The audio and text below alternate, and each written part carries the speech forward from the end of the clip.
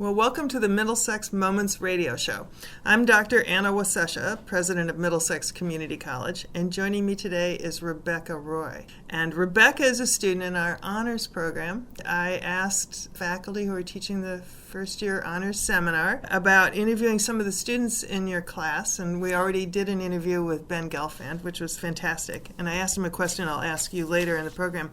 Today, I was hoping we would be talking about a subject of interest to you and actually to me as well, which is world hunger. First of all, introduce how it was that your faculty knew you were interested in world hunger. I mean, how do they know this about you? I had asked to do a project on world hunger for the class. My interest in world hunger started with sponsoring a kid from World Vision. And through that sponsorship, I came to question why I was doing it. It's not that I didn't want to sponsor the kid, but I was at a point where I brought a car because I needed to get to work. I had other expenses, and I really needed to know why I was doing it and if the money that I was putting in was going to the kid. And so I went on a quest to figure out what the state of hunger is and to also figure out where my money was going and if it was really making the impact that I hoped it would. I think everybody is worried. I mean, that's a very universal concern because there are sometimes exposés about organizations that just aren't really above board who take the money and run. So tell me about the quest. Where did it lead you? It led me to taking an MIT course. Really? Yes. In world hunger? Yes. Was it a MOOC? Yes, it was a MOOC. Massive online open course. Right. Yeah. Oh, well. Okay, we've a few minutes before the break, so just tell me a little bit, but let's talk some more about what was your experience on the MOOC, but we can't forget the quest piece about the organization. But what did you think about that MOOC? I loved the MOOC. It was with Jeep Bandry and Esther Duflo, and it was called Poverty Economics. And it was a discussion, or a series of discussions. How can we get the poor, the people in third world countries, and even here, to start making responsible decisions to pull themselves out of poverty? Many times what happens is we try to create solutions for them, but they don't want those solutions. We need them to create solutions, and then we need to help them sustainably become better savers and also enrich themselves.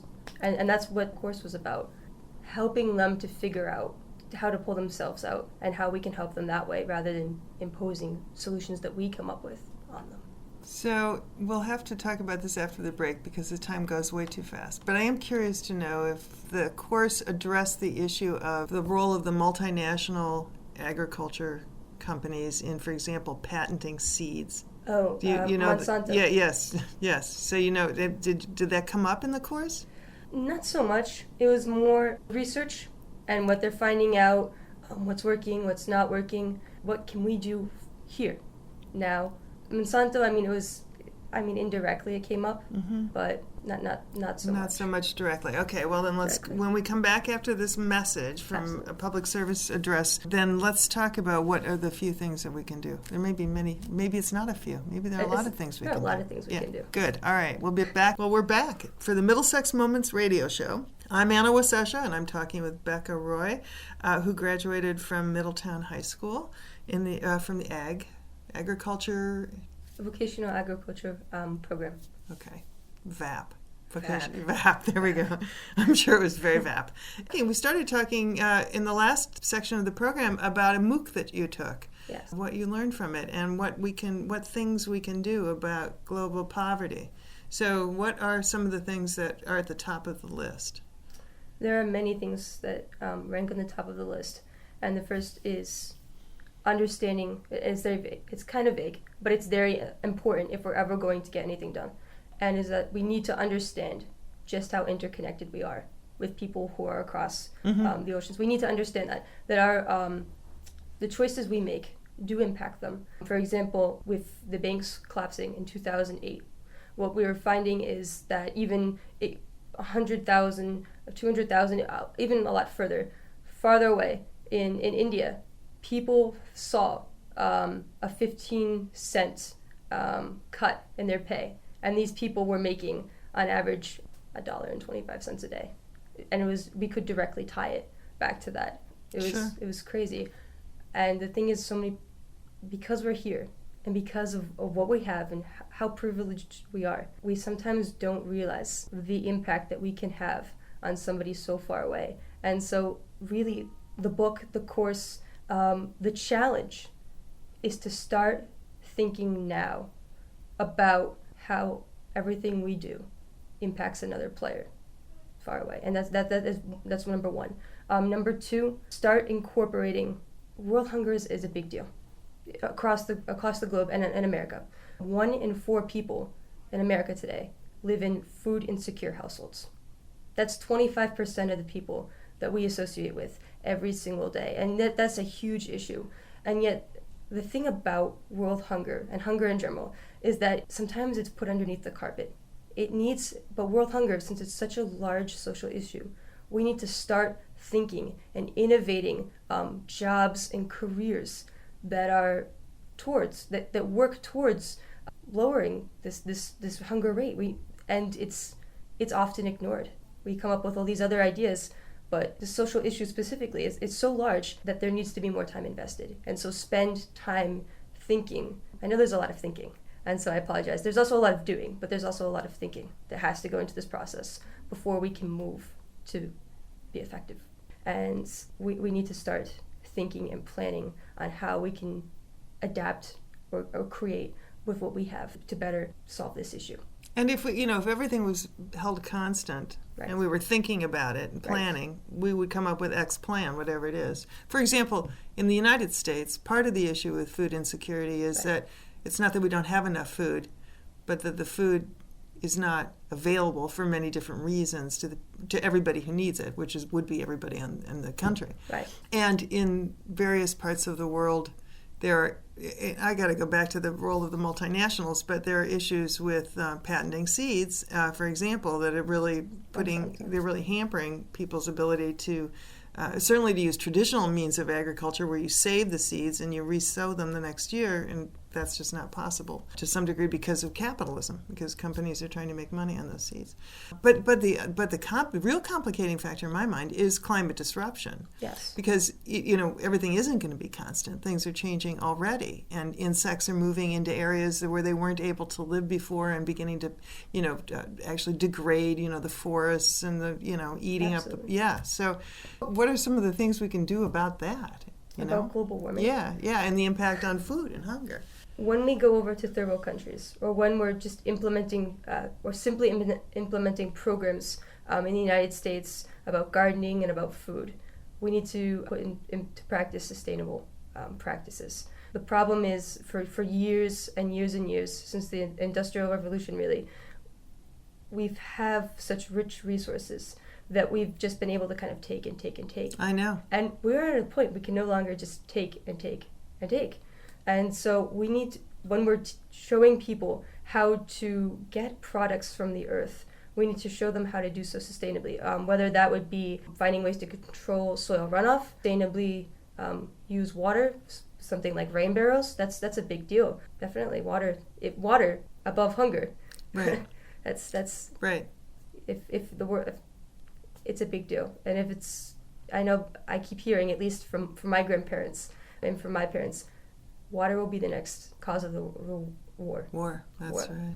So definitely. And so I was at a conference once years ago where this person pointed out, so right now, which is water costs more per gallon than gasoline does, right? And and you can't live without it.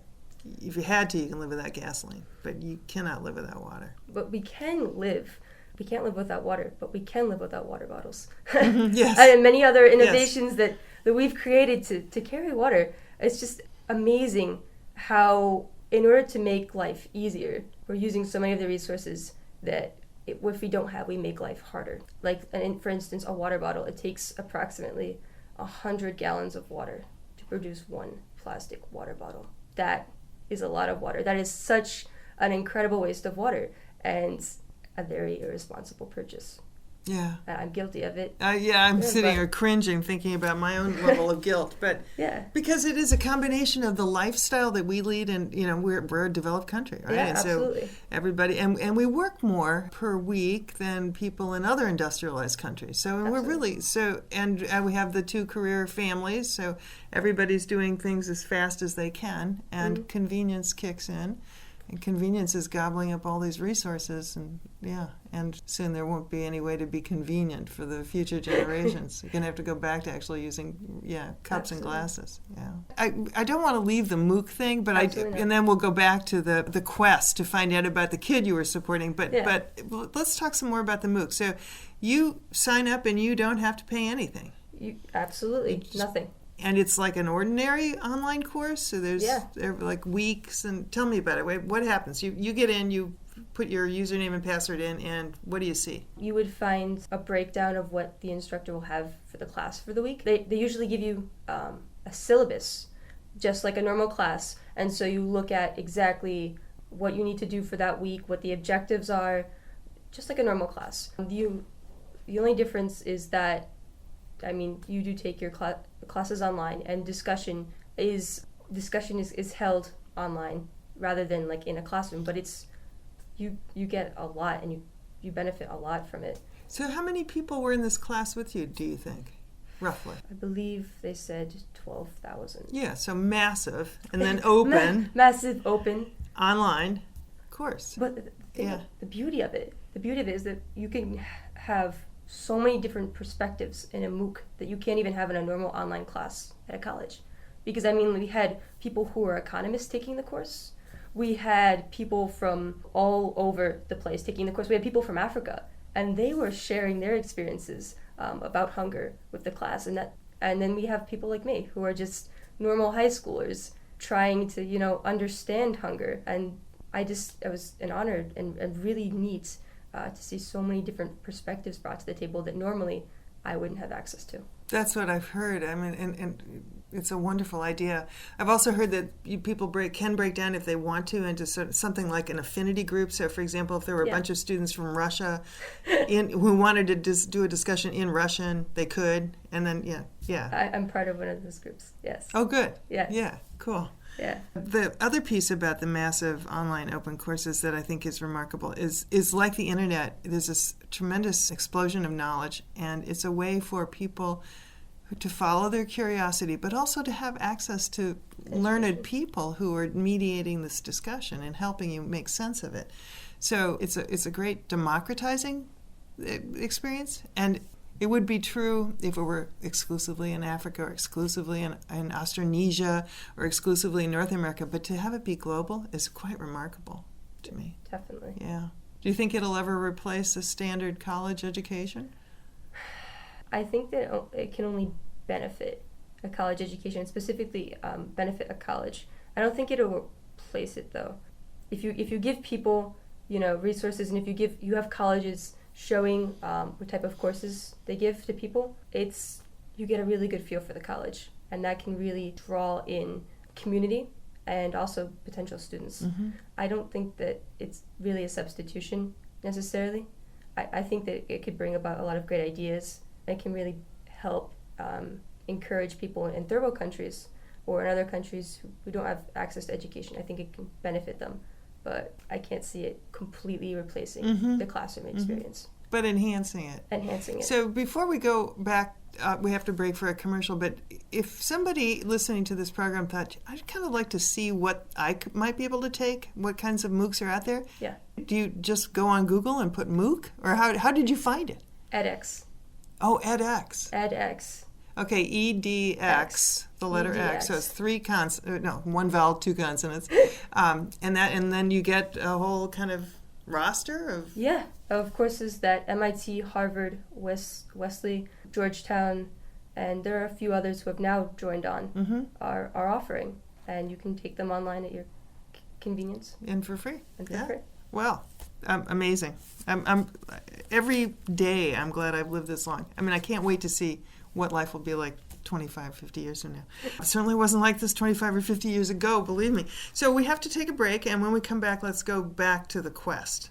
Let's do that. Okay. Well, here we are on WLIS, WMRD, and it's the Middlesex Moments radio show, and I'm having the best time in the world today interviewing a student in our honors program named Rebekah Roy, who did a remarkable thing as a high school senior. She took a MOOC, which I hope by this point in the program everybody realizes is a massive open online course, free, and it was on well, I would say World Hunger, but what was the title of the course? Poverty Economics. Yeah, exactly. Yeah. And that was something that you did partially to answer the question, was it making a difference if you were supporting a kid in a lesser developed country who was hungry and needed help from somebody they would never meet? Yeah. So tell me about the quest. What did you find out? I found out that it did. And I wanted to find out what a good organization would do for a kid and what a bad organization would do for a kid. And finding out and looking at what World Vision, which is the organization that I sponsor a child, does, I found out that they do a very good job of making sure that my money goes and benefits my child. What they do as part of the organization, and maybe I have a bias, because after all my experiences, I now actually work for them. Oh, really? I actually work for them as a child ambassador. Tell me what that means. Oh, what's well, a child ambassador? I get other people, I educate people about World Hunger. And then I try and get people to sponsor children who are like Pindi, Nuzuzi, my kid. And where does Pindi live? Pindi lives in Democratic Republic of Congo. Oh. Congo, yeah. She's in the middle. But so I interrupted your train of thought because you told me you actually now work for them. You're a child ambassador, but you were headed in a direction which is about how they use the money. Yeah. I found that 80% of what they use, 80% of what they make is used for the kids, which is phenomenal. Typically, if you get a company that gives 50% to the child, it's good. This company does 80%. And I learned that before I even signed on to work for them. But what they do specifically for the kid or for the countries that they go into is that they use part of that money to help create a sustainable jobs and programs for the adults in the community. And they do that by raising up leaders in the community, and they use that money to train them. And then they train more people, and that's where probably about 30% goes to. Then they have the other part, which goes to my kid. Specifically, right now it covers medicines for her, food, and also part of her education. How old is she? She just turned 13. So can you write to her? Yeah, I do. You do? I do. Okay. And she writes back? She does write back. It's great. She can't write back in English. They do have a translator who does that translation for me because she speaks French. But, yeah. And do you have a photograph? Oh, you're reaching for a photograph. So the answer would be yes. I have one in here. This is this was the first picture I got back of her. Wonderful. This is a great photograph. Yeah. Mizuzi. That's a perfect name.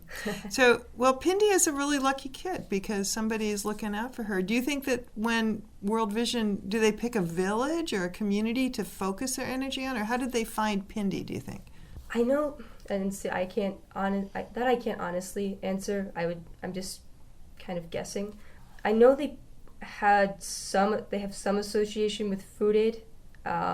They kind of look at the areas where that's been concentrated over the last couple of years. They try to more sustainably impact the community because food aid, although it's great and the people really do appreciate it, its focus is not necessarily to keep the people out of poverty. It's not used to create a sustainable approach to it. And that's such an important point. I mean, I hope that it's clear to the folks who are listening to us on the radio. The group that I'm most familiar with is Heifer International. Yes. And it's the same kind of concept, which is, and it's always distills down into this little adage that you often see in italics above articles, which is if you give a person a fish, they can eat for a day, but if you teach them how to fish, they can eat for a lifetime. That's a great quote. Yeah, it is. It's a wonderful quote. And with Heifer, they'll give. I mean, it's remarkable.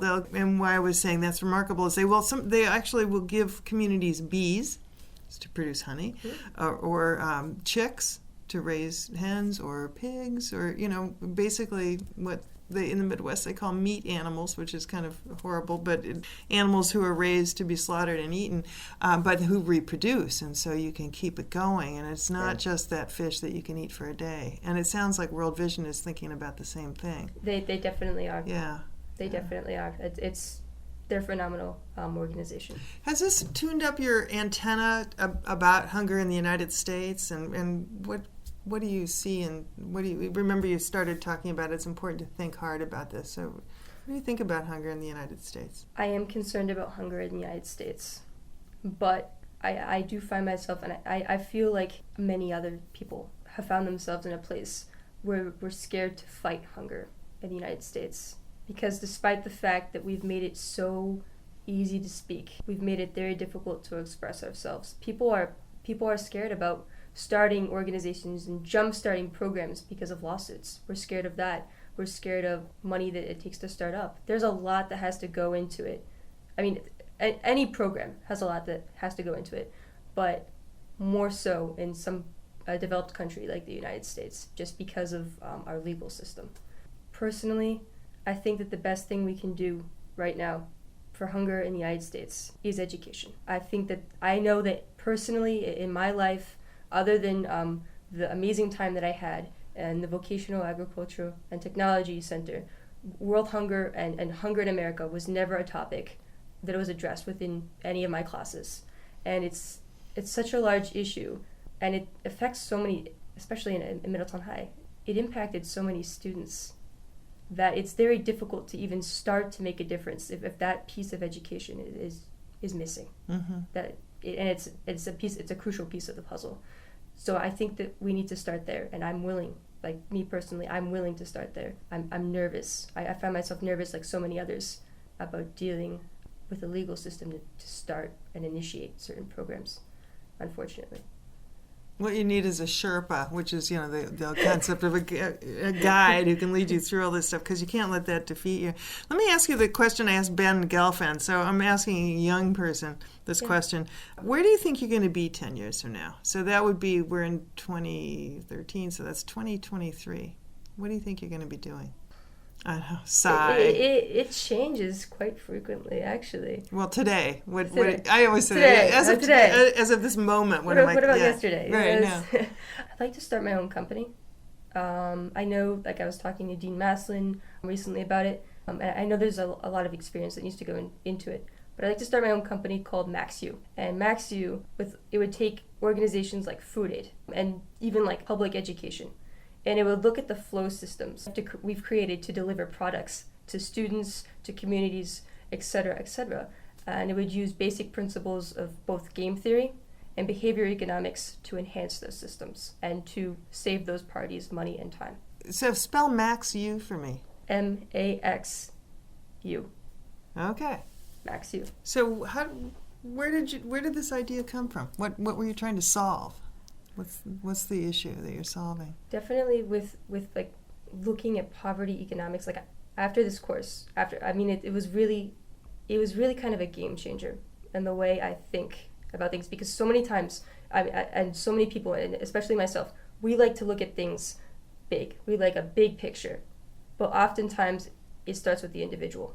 And so like looking at poverty economics and then like looking at just like the actors that go into a large picture, I realized that we can maximize both the actions and also some of how these actors spend and think and the results afterward. Mm-hmm. So which is the behavior piece. Behavior piece that I like. Yeah. I think that we can do that more efficiently and save ourselves a significant amount of money and time. Yeah. Yeah. It's tough to decode behavior. It's because to some degree behavior is so influenced by mass media. I mean, we're on a mass media right now with the radio, but the mass media, it drives people to certain patterns of consumerism. It does. Some of which is like super convenient, like all those plastic bottles that then are little environmental nightmares. They do turn into environmental nightmares. So that's a great idea, though. So 10 years from now, MxCC. 10 years from now, MxCC. Good. All right, you got to check back with me and let me know how that works out. In that regard, I want to encourage you to see the documentary that we're going to be airing on campus next Monday. And people in the listening audience can see it at theaters. I think it's still in theaters, or certainly soon on like Netflix. It's called Inequality for All. And it's Robert Reich, who was the Secretary of Labor under Bill Clinton. And it's an examination of what's happened to the middle class. Clearly the numbers of low-income people have grown incredibly, and then the numbers of extremely wealthy people, a very small number, but the wealth is really concentrated in the top in that small number of people. I read a statistic on one of my wonderful Tumblr feeds, or Twitter feeds, last week and it was quite hard to believe, 40% of all people who work in this country earn less than $20,000 a year. Wow. And that includes everybody who's working, right, and for whose checks are being coded. And but yeah, that tells you that there's some poverty economics going on. Sadly, we've run out of time because this half hour always goes by really fast. But Becca, it's been so great to meet you and have this chance to talk about food and hunger and world poverty and the big issues, because we're just two people and we actually can make a difference in what we do. So I'm always inspired to meet somebody who feels that and sees that in our world. And good for you that you're sponsoring a child. Thank you. If any of our listeners would like to learn more about Middlesex Community College and maybe the honors program that Becca's a student in, you can find out all about us on the web at MxCC.edu. I've been so charmed to spend a half hour with Rebekah Roy today, and I'm Anna Wasesha, president of Middlesex Community College, wishing you a good day.